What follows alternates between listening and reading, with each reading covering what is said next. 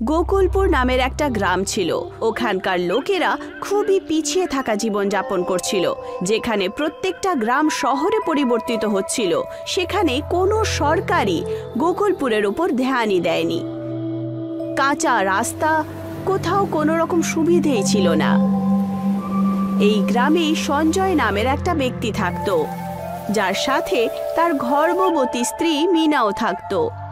গ্রামে হাসপাতাল না হওয়ার কারণে সঞ্জয় লীলাকে সবসময় নিজের গরুর গাড়িতে বসিয়ে অন্যান্য গ্রামে নিয়ে যেত, যার কারণে তার খুব অসুবিধে হতো। মিনা, সময়ের সাথে সাথে গরুর গাড়ি করে যাওয়া আসা করাটা খুবই কঠিন হয়েছে। যদি একটা ট্রেনের সুবিধে এই গ্রামে থাকতো, তাহলে এক গ্রাম থেকে অন্য গ্রামে যাওয়া কত সহজ হয়ে যেত। কিন্তু কোনো সরকার আমাদের গ্রামের দিকে তাকাচ্ছেও না। আমি সরকারকে এই বিষয়ে অনেক চিঠি পাঠিয়েছি, কিন্তু সরকার আজ পর্যন্ত কোনো কিছু উত্তর দেয়নি। আজকে গ্রামে এই বিষয় নিয়ে একটা বৈঠক ডাকা হয়েছে। তুমি রেস্ট নাও, আমি বিকেলে ফিরে আসব।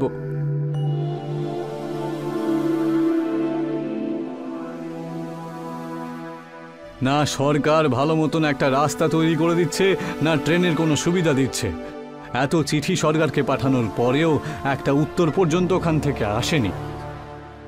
সেই গ্রামবাসীদের মাঝখানে রমেশ নামের একজন ব্যক্তি ছিল, যে গ্রামের প্রধান হতে চাইছিল। আরে কোনো ব্যাপার না প্রধান মশাই, আমরা একটা গ্রাম থেকে অন্য গ্রামে গরু গাড়ি করেও তো যেতে পারি। ট্রেনের রাস্তার কোনো দরকার নেই আমাদের। না, এটা কখনো হতে পারে না প্রধান মশাই। আমার বউ মিনা গর্ভবতী, আর হাসপাতাল অন্য গ্রামে রয়েছে, আর ওখানে যাবার জন্য আমাদের পাহাড়ের রাস্তা পার করে যেতে হয়, তাই না? তাতে অনেক বিপদ থাকে, আর তার সাথে অনেক রকমের সমস্যার সম্মুখীন হতে হয়। আরে তোমার গরুর গাড়ি হয়তো খারাপ হয়ে গেছে, সেই জন্য তোমার হয়তো এত কষ্ট হচ্ছে। না রমেশ, না, ও একদম ঠিক কথাই বলেছে। গ্রামের লোকেদের পাহাড়ের রাস্তা দিয়ে যেতে যেতে কষ্ট হয় বই কি। এটা শুনে যে প্রধান সঞ্জয়ের সাথ দিচ্ছে, রমেশ প্রচন্ড রেগে ওঠে।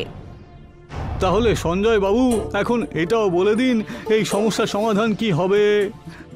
আমরা সমস্ত গ্রামবাসীরা মিলে সরকারকে চিঠি লেখা উচিত, তারপর সরকার বাধ্য হবে আমাদের সেই চিঠির উত্তর দিতে। চিঠি পাঠাতেই থাকো তোমরা, এত চিঠি আমরা আগেই পাঠিয়েছি, ওদের তো কোনো উত্তর আসেনি। আমার তো মনে হয় সরকার আমাদের চিঠিগুলোকে ভাঙাচোরাকে বিক্রি করে দিয়ে অনেক পয়সা রোজগার করছে। কথাটা তো ঠিকই সঞ্জয়, এত চিঠি আমরা আগেই লিখেছি, তার কোনো উত্তর আজ পর্যন্ত আসেনি। এটা শুনে সঞ্জয় খুব উদাস হয়। কিছুক্ষণের মধ্যেই সবাই নিজের নিজের বাড়ি চলে যায়। সঞ্জয় যখন নিজের বাড়ি পৌঁছায়, তক্ষুনি তার স্ত্রী বলে ওঠে, শোনো গো, আমার ওষুধ শেষ হয়ে গেছে, আমার আরও ওষুধের দরকার, কিন্তু এই গ্রামে কোথাও ওষুধের দোকান নেই। তুমি আরাম করো মিনা, আমি এক্ষুনি নিজের গরু গাড়ি করে অন্য গ্রামে গিয়ে ওষুধটা নিয়ে আসছি। সঞ্জয় নিজের গরুর গাড়িতে বসে আর সঙ্গে সঙ্গে অন্য গ্রামের জন্য বেরিয়ে পড়ে। কিছুক্ষণ পর সে একটা বয়স্ক লোককে দেখে, যার হাতে পাইপ দিয়ে তৈরি একটা লাঠি ছিল। সেই বয়স্ক ব্যক্তি পাহাড়ের রাস্তা দিয়ে দ্বিতীয় গ্রামে যাচ্ছিল। সঞ্জয় তাকে দেখে বলে ওঠে, কাকু, আপনি কোথায় চললেন? আসুন, আমি আপনাকে ছেড়ে দিচ্ছি। এখান থেকে অন্য গ্রামটা অনেক দূর, আপনি চলে আসুন, আমি আপনাকে পৌঁছে দিই। আরে বাবা, আমার কাছে তোমাকে দেবার মতন যে কিছুই নেই। আরে কোনো ব্যাপার না কাকু, কিচ্ছু চাই না আপনার কাছ থেকে। আসুন, আমার গরুর গাড়িতে বসুন দেখি। সেই বয়স্ক লোক সঞ্জয়ের গাড়িতে বসে পড়ে। বয়স্ক লোক সঞ্জয়ের উদাস চেহারা দেখে জিজ্ঞাসা করে, কি হলো বাবা, খুব চিন্তায় আছে মনে হচ্ছে তুমি। এখন আর কি বলি কাকু আপনাকে, আমার গ্রামে একটা বিশাল বড় সমস্যা। আমাদের গ্রামে না কোনো হাসপাতাল আছে, আর না ভালো সুবিধে। আমাদের যে কোনো কাজের জন্য অন্য গ্রামে যেতে হয়, যেটা খুবই কঠিন একটা ব্যাপার। আমি সরকারকে ট্রেনের জন্য এত চিঠি লিখেছি, কিন্তু সরকারের তরফ থেকে একটা চিঠির উত্তর আজ পর্যন্ত আসেনি। তার উপর সবসময় একটা ভয়ে ভয়ে থাকি যে আমার বউ গর্ভবতী, প্রতি মাসে মাসে ওকে হাসপাতালে নিয়ে যেতে হয়, আবার ফিরিয়ে আনতে হয়। ওর সাথে কোনো খারাপ কিছু না হয়ে যায়। শুধু একটা ট্রেনের সুবিধা গ্রামে চলে এলে সব ঠিক হয়ে যেত। সঞ্জয় সমস্ত কথা ওই বয়স্ক লোকটাকে বলে। কিছুক্ষণের মধ্যেই ওরা অন্য গ্রামে পৌঁছে গিয়েছিল। ওখানে পৌঁছানোর পর বয়স্ক ব্যক্তি বলে ওঠেন, বাবা, আমার কাছে তোমাকে দেওয়ার মতো কিছু নেই ঠিকই, কিন্তু তুমি আমার এই পাইপের ছড়িটা রেখে দাও।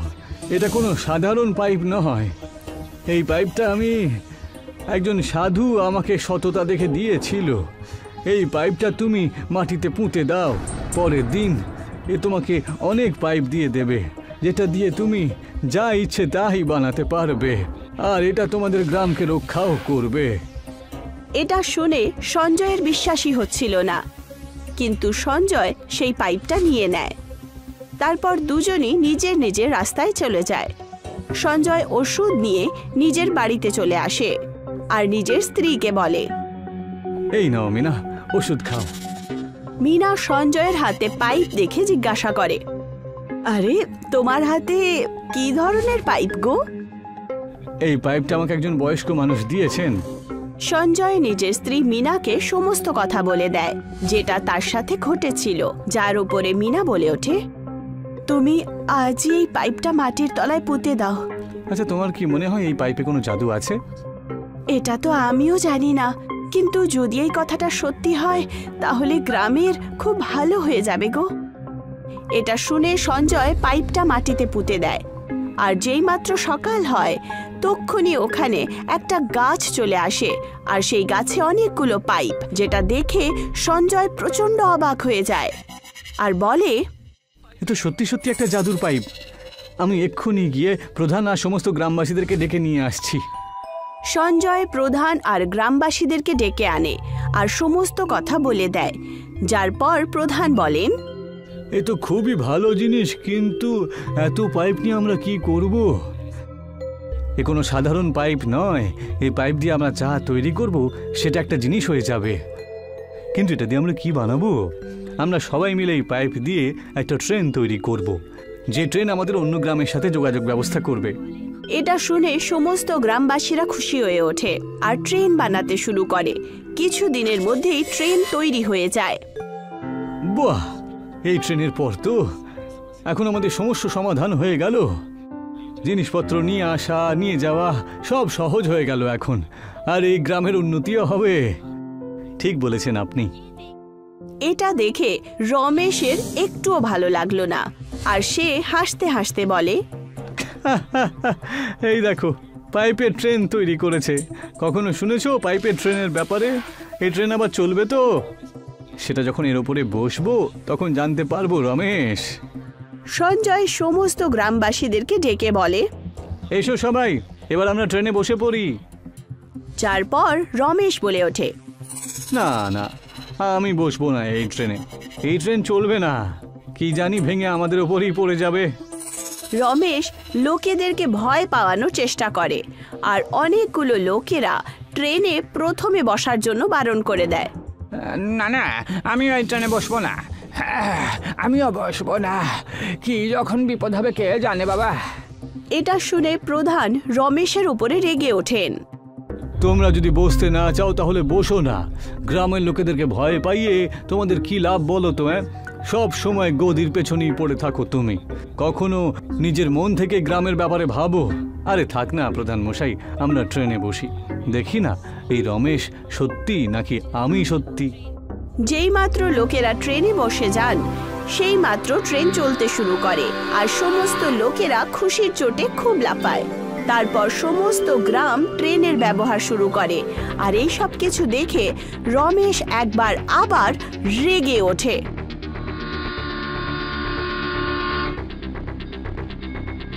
এই ট্রেন যবে থেকে এসেছে তবে থেকে এই সমস্ত গ্রামবাসীরা এই প্রধান আর সঞ্জয়ের খুব প্রশংসা করে, তাই না?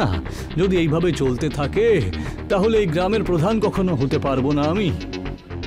রমেশ কিছু গ্রামের লোকেদেরকে জমা করে আর তাদেরকে বলে, যে করি হোক এই ট্রেনটাকে আমি এই গ্রামে চলা থেকে আটকাবই, বুঝতে পারলে? আজকে আমরা রাত্রেবেলা যখন সবাই শুয়ে পড়বে এই পাইপের জাদু ট্রেনটাকে তেল ঢেলে আগুন লাগিয়ে দেব, আর তারপরে যখন আমি প্রধান হব তখন তোমাদের সবাইকে একটা ভালো কাজ দিয়ে দেব। এটা শুনে তারা রমেশের সাথে চলে আসে, আর যেই মাত্র রাত হয় সেই মাত্র রমেশ আর সেই লোকেরা ট্রেনের মধ্যে তেল নিয়ে ঢুকে যায়। আর তারপর রমেশ বলে ওঠে, খুব পাইপের টেন করে চিৎকার করছিলে। আজকের খেলা আমি এখানেই শেষ করে দেব। কিন্তু যেই মাত্র রমেশ আর ওই লোকেরা ট্রেনের মধ্যে আগুন লাগানোর চেষ্টা করে, তক্ষুনি ট্রেনের কিছু পাইপ জাদুই ভাবে বাইরে এসে তাদেরকে মারতে শুরু করে দেয়। আরে এটা কি হয়ে গেল আমাদের সাথে? আরে এটা কি করে? এটা তো অসম্ভব। তারপর সেই পাইপ ট্রেনেই জেল বানিয়ে তাদেরকে বন্দি করে ফেলে। আর যখন সকাল হয় তখন সঞ্জয় আর প্রধান ট্রেনে আসে আর রমেশকে বন্দি দেখতে পায়। আরে এ কি? তোমরা আর এরা এখানে কি করছে? আমি বুঝতে পেরে গেছি প্রধান মশাই, ওদের হাতে তেল রয়েছে। এরা নিশ্চয়ই ট্রেনটার ক্ষতি করার চেষ্টা করছিল। তখন প্রধান রমেশকে জিজ্ঞাসা করেন, এই কথাটা কি সত্যি রমেশ? না না, এটা একেবারেই সত্যি নয়। আমি তো শুধু এই ট্রেনটার মধ্যে বসার জন্য এসেছিলাম। যেই মাত্র রমেশ এই মিথ্যে কথাটা বলে, সেই মাত্র একটা পাইপ তার মাথায় যায়। না, এটা সত্যি নয়, না হলে এই পাইপের ট্রেনটা এমন করতোই না। আমায় ক্ষমা করে দিন প্রধান মশাই আর সঞ্জয়। আমি গদির লোভে অন্ধ হয়ে গিয়েছিলাম। আমি ট্রেনটাকে জ্বালাতে চেয়েছিলাম। আমি যা করেছি তাতে আমি খুব দুঃখিত। এরপর আর আমি কখনো এমন কিচ্ছু করব না। এটা শুনে গ্রামবাসীরা চিৎকার শুরু করে আর বলে, গ্রাম থেকে বের করে দাও একে, বের করে দাও গ্রাম থেকে বেটাকে। এই শোনো, তুমি আজকে এই মুহূর্তে গ্রাম থেকে বেরিয়ে চলে যাবে। প্রধান মশাই, আমার মতে রমেশকে আমাদের আর একটা সুযোগ দেওয়া উচিত। ও যা করেছে তাতে তোর খারাপ লেগেছে? এটা শুনে প্রধান বলে ওঠেন, যখন তুমি বলছো তাহলে রমেশকে আর একটা সুযোগ আমি দিচ্ছি। তবে একটা কথা মনে রেখো রমেশ, এমন ভুল যদি তুমি আর কখনো করো তাহলে গ্রাম থেকে সারা জীবনের মতো তোমাকে বের করে দেওয়া হবে। আর এটা শুনে রমেশ সবার কাছে ক্ষমা চেয়ে নেয়। তোমাকে অসংখ্য ধন্যবাদ সঞ্জয়। আরে কোনো ব্যাপার না রমেশ, তুমি যা করেছো তাতে তোমার খারাপ লেগেছে, সেটার জন্যই আমার খুব ভালো লাগছে। ধরমপুর নামের একটা গ্রাম ছিল, যেখানে কৃষ্ণ নিজের বউ আর বাচ্চাদের সাথে থাকত। সে নিজের পরিবারের খুব খেয়াল রাখত। গ্রাম হাইওয়ের কাছে হওয়ার কারণে ওখানকার ব্যবসা খুব ভালোই চলত। কৃষ্ণ এমনিতে তো একটা গরিব কৃষক ছিল, তার শহর গিয়ে দোকান খোলার স্বপ্ন ছিল।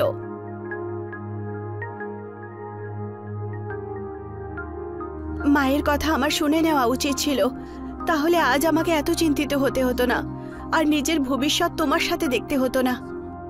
তুমি সকাল সকাল আমায় খোটা দাও কেন বলো তো? আরে নিজের মায়ের বাড়ি কেন চলে যাচ্ছ না? আরে এখানে অন্তত পক্ষে তুমি দুবেলা দুমুঠো খেতে তো পাচ্ছ, তাই না? ওখানে তুমি গেলে কি পাবে বলো তো? দেখো গো, তুমি আমার সাথে যা খুশি বলতে পারো, কিন্তু আমার মা বাবার ব্যাপারে কিছু বলো না। আচ্ছা ঠিক আছে ঠিক আছে, কিন্তু তুমি এরকম চিৎকার করছো কেন? বাচ্চারা কতদিন ধরে বার্গার আর পিৎজা খায়নি। ওদের জেদ যে এখন ওরা বাড়ির খাবার খাবেই না। আরে তুমি তো জানো গিন্নি, এইবারে চাষে বৃষ্টি হওয়ার কারণে আমার কত ক্ষতি হয়ে গেছে। তার উপর আবার নীলগাই কত চলে এসেছে। এখন তো আমরা চাষবাস করতেই পারি না বটে। এটা আমি তো বুঝতে পারি, কিন্তু বাচ্চাদেরকে কে বোঝাবে?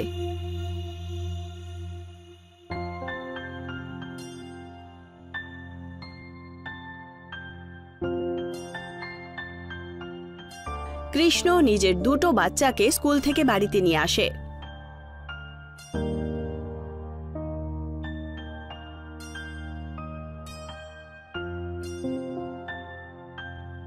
বাচ্চারা বাড়ির ভেতরে আসার পরই প্রশ্ন জিজ্ঞাসা করে, বাবা, আমার পিৎজা কোথায়?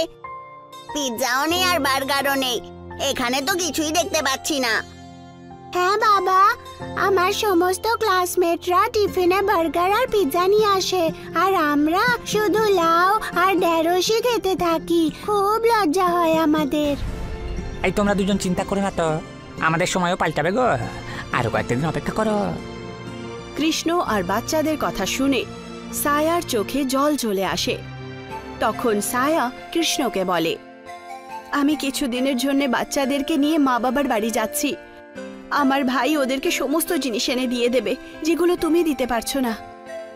এইটুকু বলার পর সায়া নিজের বাচ্চাদের নিয়ে নিজের মায়ের বাড়িতে চলে যায়, আর কৃষ্ণ বাড়িতে একাই থেকে যায়।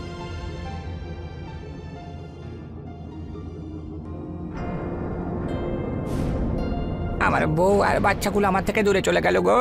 হায় ঈশ্বর, এ কি দিন দেখাচ্ছ তুমি আমাকে গো, আমাকে কিছু করতে হবে গো।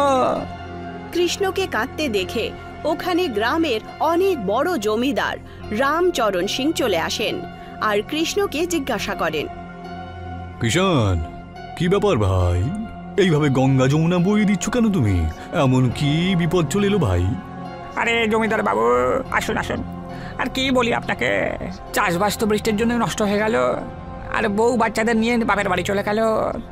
আমার কাছে তো পরিবারের মতন আর কেউ নেই গো, না পরিবার সঙ্গে রয়েছে না ভাগ্য। যেমনটা আমি তোমাকে দেখতে পাচ্ছি, আমি এটা পরিষ্কার বুঝতে পারছি যে তোমার আর্থিক স্থিতি খুবই খারাপ রয়েছে। একদম ঠিক কথা বলেছেন আপনি। শহরে গিয়ে আমাকে কোনো ব্যবসা করতে হবে, আমার কাছে একটা পয়সাও নেই। তুমি একটা কাজ করো, তুমি আমার কাছ থেকে কিছু পয়সা নাও, আমি তোমাকে পুরো 2000 দিচ্ছি। এই পয়সা দিয়ে তুমি শহরে চলে যাও, যখন তোমার কাছে পয়সা হবে তখন তুমি আমায় ফিরিয়ে দিও, বুঝলে তো? খুব ভালো হবে, খুব ভালো হবে। এরকম তো উপকার আমার জন্য কেউ করেনি, আমি একেবারে প্রস্তুত। আপনার পয়সা সুদ সমেত ফেরত দেব গো।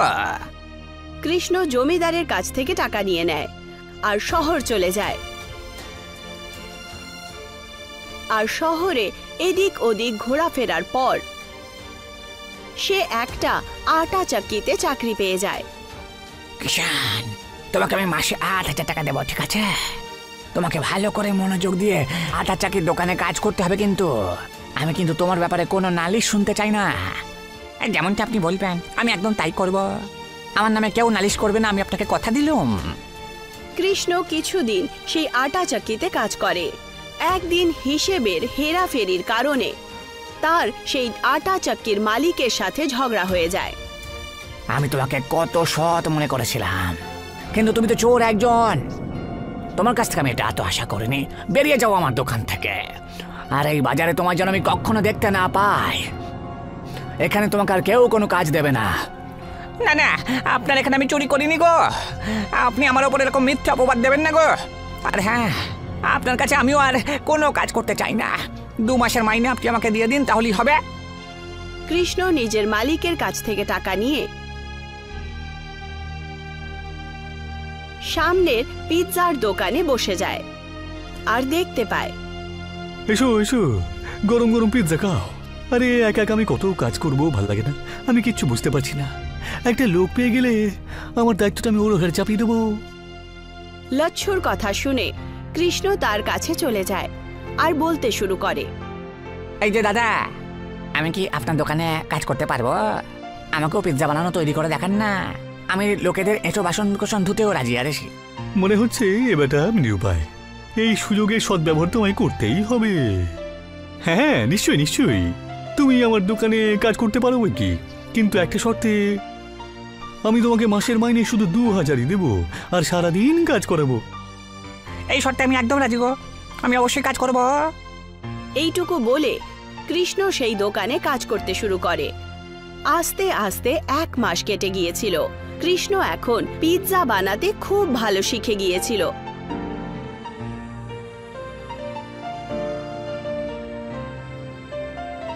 একটু পয়সা জমা করে নেওয়ার পর কৃষ্ণ নিজের বউ আর বাচ্চাদের সাথে দেখা করতে নিজের শ্বশুর বাড়িতে যায়, যেখানে সে দেখতে পায় যে তার বাচ্চারা জুতো সেলাই আর সেগুলো পলিশ করার কাজ করছে, আর তার স্ত্রী ছায়া লোকেদের বাড়িতে বাসন মাজছিল। আসুন স্যার, জুতো পলিশ করান শুধু 10 টাকায়, বেশি নয়, শুধু 10 টাকায়। আসুন আসুন। নিজের বাচ্চাদের এই অবস্থা দেখে কৃষ্ণর চোখে জল চলে আসে আর সে ওদের কাছে গিয়ে তাদেরকে বলে, এইসব কি হচ্ছে বাচ্চারা? তোমাদের দুর্দশা এরকম কি করে হলো? আর তোমাদের মা কোথায় গেল গো? নিজের বাবা কৃষ্ণকে দেখে দুজন বাচ্চা তাকে আলিঙ্গন করে আর তার কাছে কাঁদতে শুরু করে। কৃষ্ণকে দেখে ছায়াও খুব খুশি হয়ে যায় আর কৃষ্ণকে বলে ওঠে, আমাকে ক্ষমা করে দাও গো, আমার ছোট্ট ভুলের কারণে অনেক বড় গন্ডগোল হয়ে গেল। আমি এখানে নিজের ভাই আর তার স্ত্রীর অনেক গালাগাল শুনি, ব্যাস, এখন অনেক হলো, চলো আমাদের বাড়িতে ফিরে যাই। না না না না না না, আমি কোথাও যাব না গো। তোমার ভাইয়ের সাথে দেখা করতে চাই আমি। আমার বাচ্চাগুলোকে দিয়ে কি করে জুতো পালিশ করাতে পারে বলো তো? কৃষ্ণ সায়ার বড় ভাই মানে নিজের বড় শালাবাবুর সাথে দেখা করে আর তাকে রাগের চোটে বলে ওঠে, তোর এত সাহস, তুই আমার ছেলেগুলোকে দিয়ে কাজ করাচ্ছিস? আর আমার বউকে দিয়ে? তাহলে কি করব? আমার কাছে তো এত পয়সা নেই যে আমি ওদেরকে প্রতিদিন বসিয়ে বসিয়ে খাবার খাওয়াতে পারি। আর এত বড় বড় যখন কথা বলছিস, এদেরকে এখান থেকে নিয়ে তুই চলে যা না। আমি আমার বউ আর বাচ্চাদেরকে এখান থেকে নিয়ে এক্ষুনি বিদায় হচ্ছে।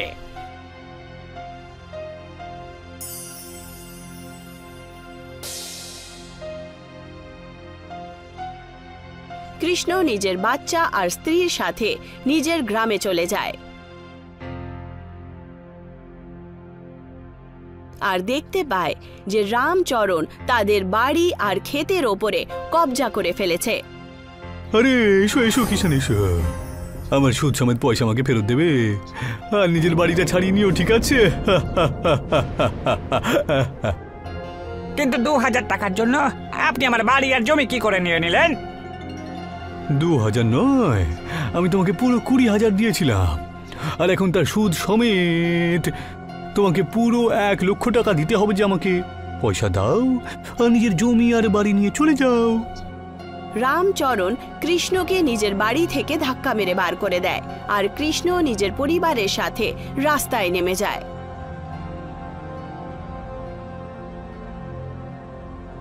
আর তখন কৃষ্ণ নিজের বউ ছায়াকে বলে, তুমি চিন্তা করে না গিন্নি, আমার কাছে একটা উপায় রয়েছে গো, যেটা আমাদের করতেই হবে গো। আমি কিছু বুঝতে পারলাম না, তুমি বলতে কি চাইছো গো? যখন আমি শহরে ছিলাম না, তখন আমি পিৎজা তৈরি করার কাজ শিখেছিলাম। আর এখন আমি সেটাই এই গ্রামের কাছে ওই যে একটা রয়েছে হাইওয়ের সামনে দোকান করবো গো, আর পিৎজা বিক্রি করব। কি সত্যি? তুমি সত্যি পিৎজার দোকান খুলবে নাকি? যেরকমটা তুমি বলো, আমি তো কতদিন ধরে চাইছি যে এরকম কিছু একটা হোক আর আমি দোকান চালাই, আর আমি তো দোকান চালানোর গুণও জানি গো। তাহলে দেরি করে লাভ কি, আমরা এমনটাই করব। কৃষ্ণ আর ছায়া হাইওয়ের একটা জমিতে একটা ছোট্ট পিৎজার দোকান খুলে দেয় আর তার নাম রাখে পিৎজা এক্সপ্রেস হাইওয়ে। দেখতে দেখতেই দোকান খুব ভালো চলে আর সেই দোকানে প্রচন্ড ভিড় একত্রিত হতে লাগে। দেখলে গিন্নি, দেখলে? আমি তোমায় বলেছিলাম না, আমরা অবশ্যই পারবো, শুধু আমাদের পরিশ্রম করে সৎভাবে কাজ করতে হবে গো। তুমি ঠিক বলেছ, এখন বাচ্চারা স্কুলেও যাবে আর আমরা তাদেরকে ভালো কাপড় চোপড় আর ভালো সংস্কারও দেব। একদিকে কৃষ্ণর বাড়িতে খুশি এসেছিল আর অন্যদিকে রামচরণ কৃষ্ণের উন্নতি দেখে খুব হিংসে শুরু করে। রামচরণ ঠিক করলো, ওই কিষান তো পুরো একেবারে খেলা বদলে দিল, আর এটা আমি সহ্য করতে পারবো না বটে। কালকে আমার পয়সা আর জমি বাড়ি ওকে ফেরত দিয়ে ও কাছে নিয়ে আসতো। মালিক, আরে মালিক, আপনি শুধু শুধু চিন্তা করছেন কেন? ওর দোকান শুধু ভাঙতে হবে, তাই তো?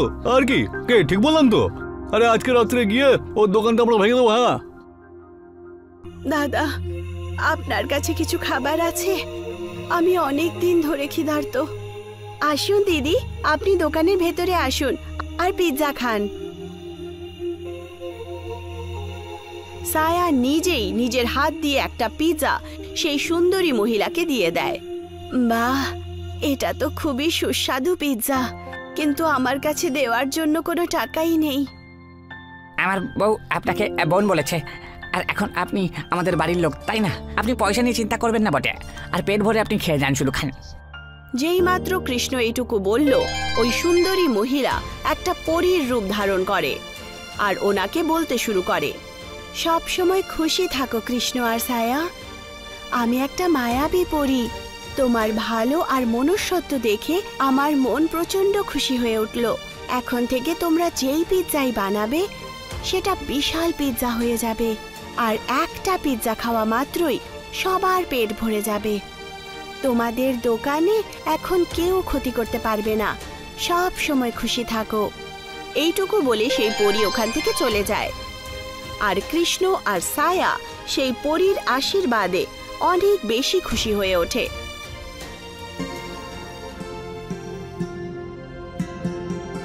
রাত্রিবেলা রামচরণ নিজের কিছু গুন্ডা নিয়ে তাদের দোকানে পৌঁছে যায়। যাও, ওর দোকানটা হাইওয়ে থেকে নিচে ফেলে দাও। আরে আপনি চিন্তা করবেন না। যেই মাত্র সেই গুন্ডারা সেই পিৎজা এক্সপ্রেস হাইওয়ের দোকানের কাছে পৌঁছায়, সামনে থেকে একটা গাছের ডাল খুব দ্রুত গতিতে তাদের দিকে আসে আর তাদেরকে নিজের সাথে তুলে নিয়ে গাছের ওপরে নিয়ে চলে যায়। বাঁচাও, আরে বাঁচাও, এখান থেকে নিচে নামাও, শিগগিরই বাঁচাও আমাদের।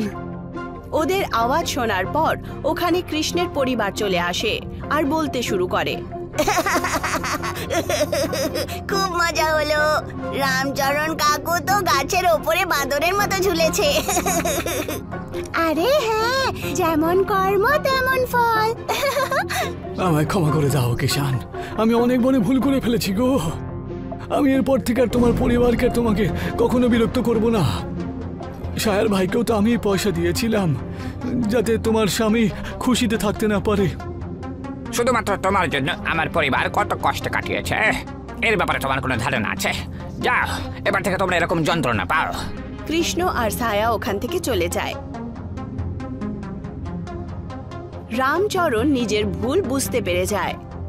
সেই গাছ তাদেরকে নিচে নামিয়ে দেয়।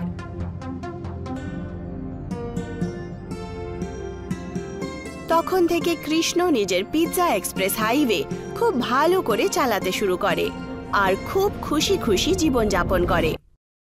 সোনপুর গ্রাম বাঁশ ক্ষেতের জন্য প্রসিদ্ধ ছিল।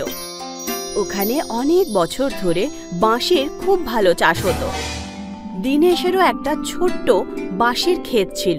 ওর ছেলে রাজেশও ওই ক্ষেতেই কাজ করত।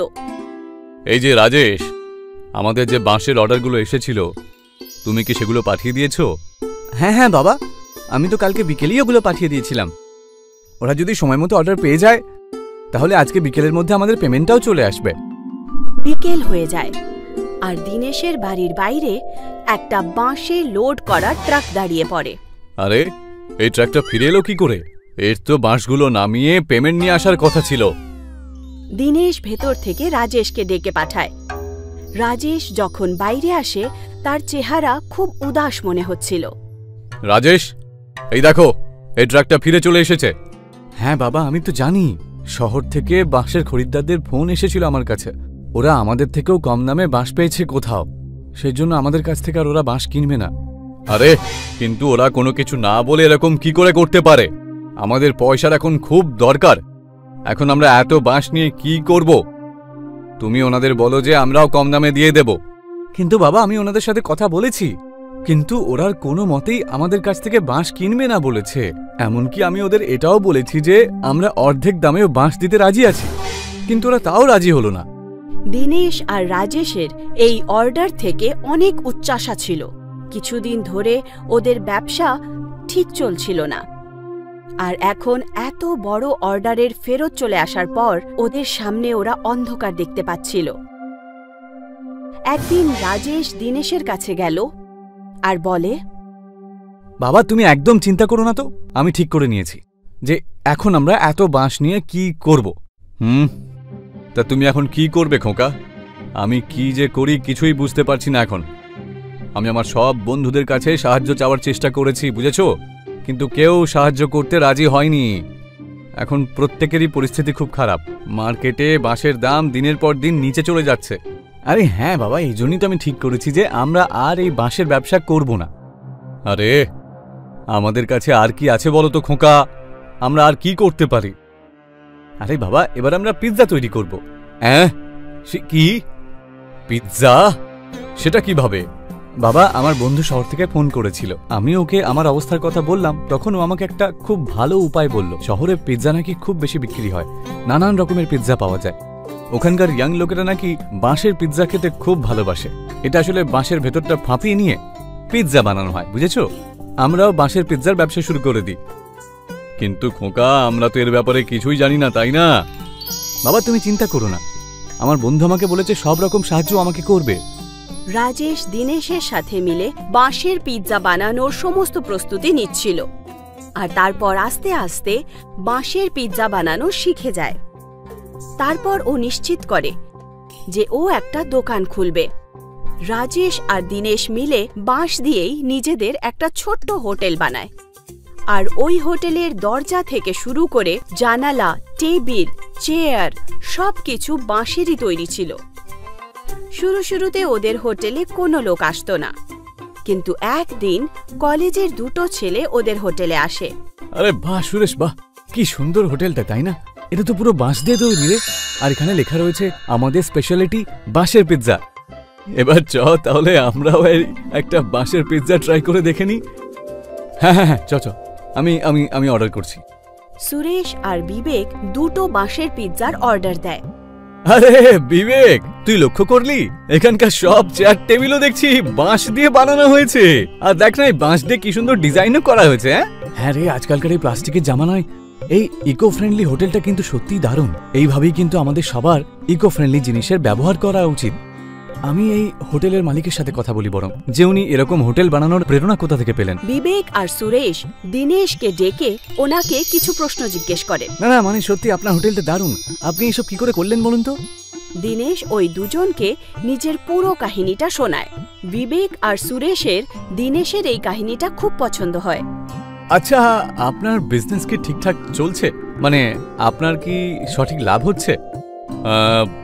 দেখো, এই মুহূর্তে তো আমাদের এখনো লাভ সেরকম হয়নি, তবে আমার পুরো বিশ্বাস যে আমরা পরে অবশ্যই লাভ করবই করব। হ্যাঁ, একদম আলাদা রকম কিছু করেছেন, আপনার লাভ নিশ্চয়ই হবে। আমরাও আপনার সাহায্য করতে চাই। আমাদের একটা ইউটিউব চ্যানেল আছে, ওতে আমরা নতুন নতুন জিনিস দেখাই।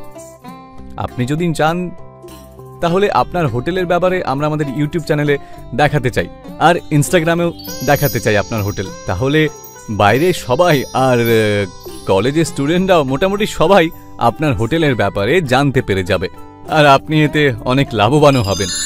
সুরেশ আর বিবেক ওখানকার বাঁশের পিৎজা খায়। দুজনেরই ওই পিৎজাটা খুব পছন্দ হয়।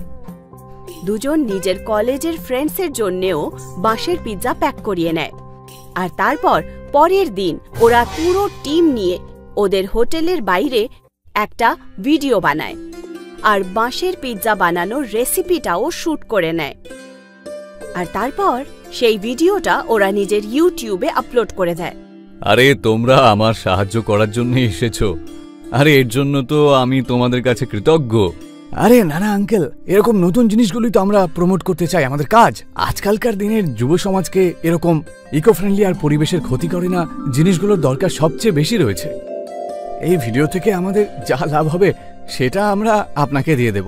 আরে বিবেক, দেখ এই বাঁশের পিৎজার রেসিপিতে তো দেখছি 1 ঘন্টার মধ্যেই 1 লক্ষ ভিউ চলে এসেছে, আবার তার উপর 10,000 লাইক আর 1000 কমেন্টও চলে এসেছে। এখনো পর্যন্ত আমাদের ইউটিউব চ্যানেলে সবচেয়ে পপুলার ভিডিও হয়ে গেছে এটা। এবারে ইকো ফ্রেন্ডলি বাঁশের পিৎজার ব্যাপারে অনেক লোকেরা জানতে পেরে যাবে। আঙ্কেল, এবার আপনি ফেমাস হতে চলেছেন। আর তারপর বাবা আর ছেলের দ্বারা তৈরি করা এই বাঁশের হোটেল খুব ফেমাস হয়ে যায়। আর আস্তে আস্তে ওরা মিলে অন্য শহরেও নিজের ব্রাঞ্চেস খুলে দেয়। আর এই ইকো ফ্রেন্ডলি বাঁশের হোটেল পুরো দেশ পছন্দ করতে শুরু করে দেয়।